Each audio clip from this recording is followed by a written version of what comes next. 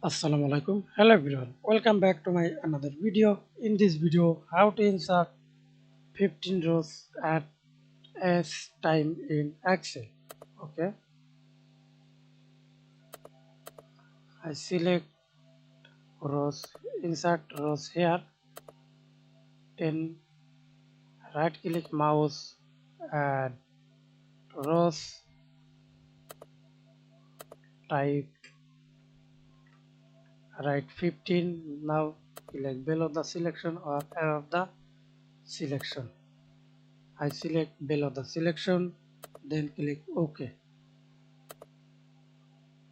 Now see this insert 15 rows.